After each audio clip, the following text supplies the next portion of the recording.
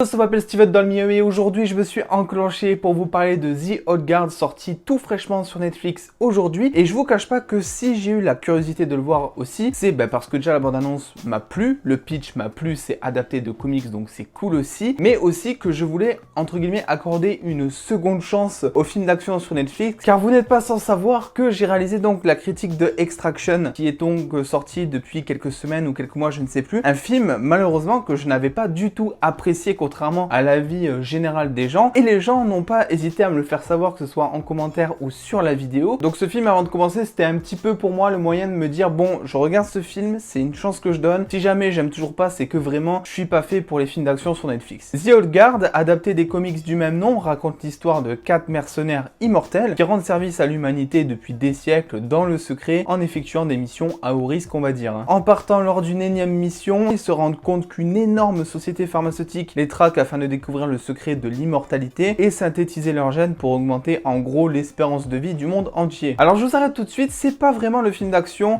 que tu peux apprécier uniquement en débranchant ton cerveau. Alors je te rassure, tu peux aussi l'apprécier en débranchant ton cerveau, mais ici il y a plusieurs questions qui vont être justement développées, certaines plus que d'autres entre guillemets. Et là justement où je reprochais à Extraction d'avoir beaucoup trop de scènes de combat mais pas du tout de développement de personnage, en fait un développement de personnage quasi inexistant, là ça va être vraiment un bon équilibre et c'est vraiment un des points forts que je trouve au film justement, c'est que le film arrive à nous divertir avec des scènes d'action qui sont pour le coup réalistes, ça casse pas trois pattes à un canard mais ça fait juste le taf. Mais à côté, il y a quand même un bon équilibre trouvé avec tout ce qui est développement de personnages. Il y a toute une morale aussi autour de la mort, de l'immortalité, de la vie notamment, qu'ils n'ont pas vraiment décidé de creuser, mais ça on en parlera un petit peu plus en partie spoiler. Mais en tout cas, concernant la mort, ce qu'on sait, c'est que effectivement, on va avoir entre guillemets 4 mercenaires de base qui vont avoir chacun un petit peu des points de vue différents sur la mort ou même sur la vie. Et ça va apporter quelque chose parce que en termes de développement de personnage et même en tant qu'attache émotionnelle auprès du spectateur, vu qu'on a 4 personnes en plus qui sont totalement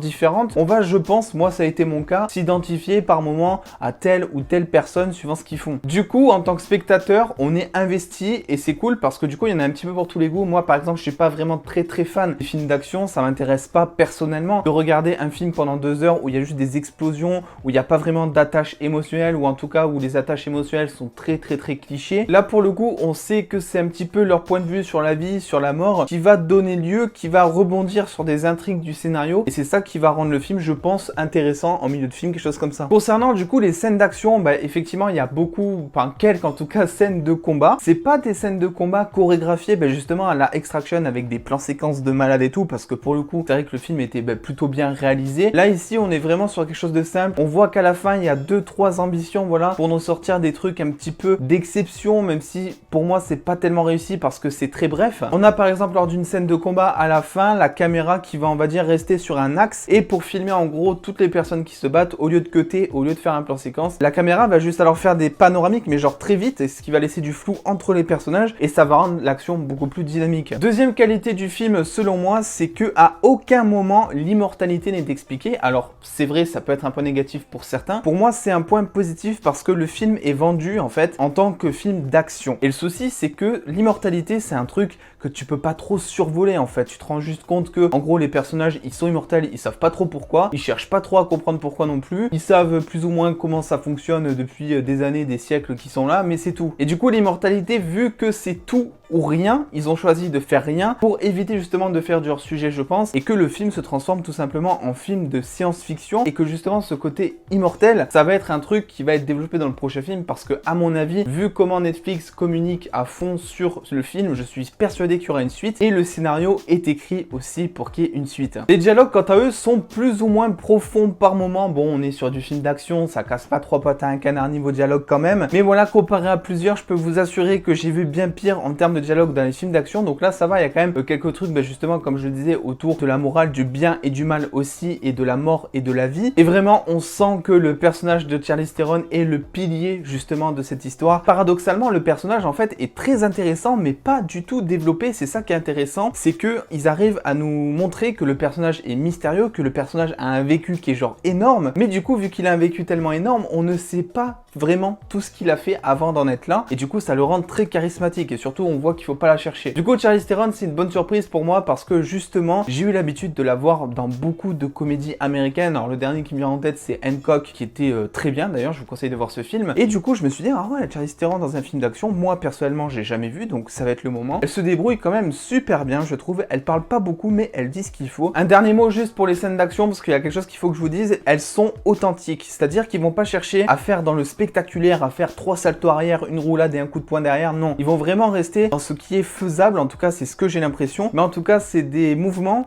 qui sont chorégraphiés, je pense, en fonction de ce que les soldats, les mercenaires peuvent vraiment faire. Et par contre, suivant votre niveau de sensibilité, vous aurez, vous savez, ce fameux tournage de tête devant une scène qui peut être plus ou moins gore, parce que c'est vrai que forcément, si tu veux montrer l'immortalité, il faut montrer les dégâts qui sont causés sur le corps pour te rendre compte vraiment que le mec arrive à guérir ses plaies. Et il y a des trucs, voilà, il y a des petits os qui sortent des jambes, des têtes, des trucs comme ça, quoi. Ce que je retiens en tout cas de ce film, c'est que c'est pas un chef-d'œuvre, mais c'est pas un AV non plus. Il arrive très bien à vendre en fait ce qui a marqué sur le papier, donc on sort de là, on n'est pas déçu. C'était assez risqué parce que finalement les films de mercenaires, il y en a énormément et c'est vrai que ce côté immortel, ça rajoute un petit plus. Le film arrive à bien s'identifier, je trouve, notamment grâce à sa musique. C'est assez particulier parce qu'on a beaucoup de musique techno derrière des scènes où ils vont conduire en voiture ou derrière des scènes où ils vont se battre. Du coup, ça crée un espèce de contraste qui est intéressant et en même temps, ça crée l'identité même du film, je trouve. Les décors, on sent clairement qu'il y a un petit peu de budget dedans. Alors, ils sont pas très marquants parce que forcément, les mercenaires, ils sont en cavale, donc ils vont pas rester 8 ans dans le même décor. Mais notamment, c'est assez varié. Il y a du désert, il y a de la faune et de la flore, il y a de l'église et il y a des trucs un peu plus modernes. Mais globalement, on va pas retenir en tête un décor en particulier, un truc vraiment décisif dans le film. Avant de passer en partie spoiler, du coup, dites-moi ce que vous pensez de ce film en commentaire. Moi, ça m'intéresse de fou parce que les films d'action, j'ai l'impression d'être un petit peu à l'opposé de ce que tout le monde pense finalement d'habitude. Et donc, j'ai un petit peu envie de voir si cette fois, est-ce que on est tous d'accord ou pas. Et si on n'est pas d'accord, c'est pas grave. Mais dans tous les cas, faites-le moi savoir. Bref, en tout cas, n'hésitez pas, le petit bouton abonnement, la petite cloche comme d'habitude. Et c'est parti, on spoil.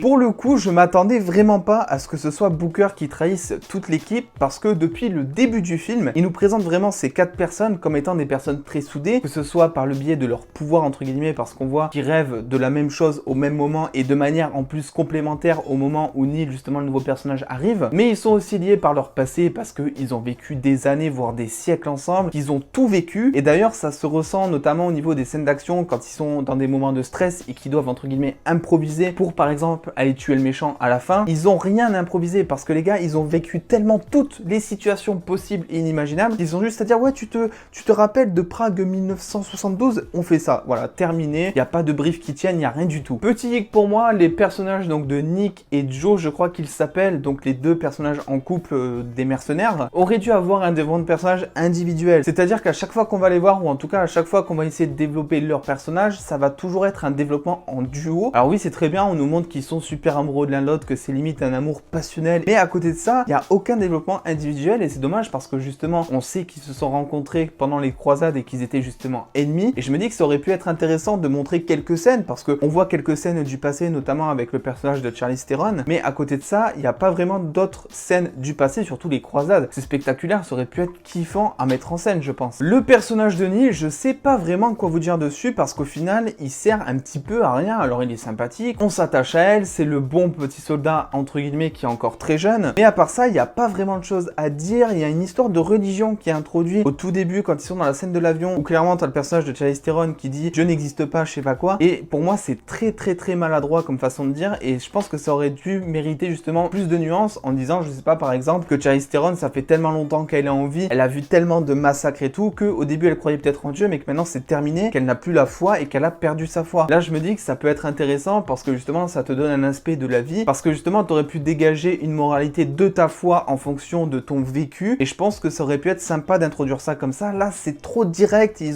se sont pas éternisés sur la question. Toujours pour rester sur Neil, il y a un truc que j'ai pas compris, et même encore, je suis assez dubitatif, c'est que elle est clairement avec des soldats. Au début, ils ont l'air d'être très liés. On voit que quand elle se fait trancher la gorge, tous les soldats autour d'elle s'inquiètent, vraiment, ils sont tristes, ils ont peur pour elle, vraiment, ils sont liés. Sauf que une fois qu'elle retourne au camp et qu'elle remarque qu'elle va bien et qu'elle aurait dû mourir mais qu'elle a pas de cicatrice, qu'elle a rien, tout le monde l'évite en fait. Je me dis que si jamais j'ai un proche ou quelqu'un à qui je tiens tout simplement, qui était censé être mort mais qui ne meurt pas et qu'il va très bien, le truc le plus relou que je puisse faire, c'est juste le harceler de questions pour lui demander mais comment ça se fait que t'es pas mort, mais je suis grave content que tu sois pas mort tout simplement. Bon, le méchant, évidemment, parlons-en, interprété donc merveilleusement bien d'ailleurs par Harry Melling je crois, notamment l'acteur de Harry Potter si vous ne l'aviez pas remarqué. Et oui, même s'il est merveilleusement interprété, il est pas super bien écrit, c'est le méchant très cliché, c'est vraiment le scientifique qui va vouloir changer le monde. On a exactement le même personnage en fait dans Venom, c'est pas vraiment la référence en plus en termes de méchant. Pour finir, oui, il y aura clairement une suite, hein, je pense. Le scénario déjà du premier film a été écrit pour qu'il y ait minimum une suite, notamment avec le personnage, je ne sais plus comment il s'appelle, mais l'asiatique en gros, qui est avec le personnage de Charlize Theron justement au tout début et qui se fait enfermer dans un cercueil en fer plongé au fond de l'eau, qui fait qu'elle va revivre à chaque fois, se noyer à chaque fois, et vraiment ça va causer, je pense, un putain de problème psychologique dans sa tête. Et du coup, on voit que à la fin, elle rejoint donc Booker, en tout cas elle trouve Booker, et je pense que les deux vont se mettre entre guillemets en couple, ou en tout cas que elle va se servir de lui, parce qu'on sait que lui est quand même assez fragile, parce que tout simplement il en a marre de vivre, dans le sens où il peut pas aimer les gens, simplement parce qu'il sait qu'il va souffrir, parce que les gens vont mourir avant lui. Donc je pense que ce qui peut se passer, c'est qu'il va tomber amoureux d'elle, étant donné qu'elle est aussi immortelle, et donc il aura enfin une chance d'être heureux d'après lui, d'après sa vision, et que forcément les deux à la fin vont se retrouver ensemble contre les mercenaires entre guillemets, et elle va lui monter la tête en lui disant ouais, ils t'ont abandonné alors que ça fait des siècles que t'étais avec eux, c'est inadmissible, et voilà. Bref, en tout cas, pour conclure, je suis assez convaincu par ce film, j'ai passé un bon moment. Il y a quelques longueurs peut-être au début, la première demi-heure peut-être assez longue je pense, mais après c'est vrai que vu qu'on s'attache au personnage, vu qu'il y a les scènes d'action qui arrivent, honnêtement ça passe très vite et j'ai passé un très bon moment. Bref, comme d'habitude, petit like et petit commentaire pour aider au référencement de la vidéo, parce que mine de rien YouTube c'est la guerre aussi, on est tous des mercenaires ici. Je remercie tous les dos qui ont contribué au visionnage des dernières pubs sur mon YouTube, et en attendant les dos, prenez soin de vous,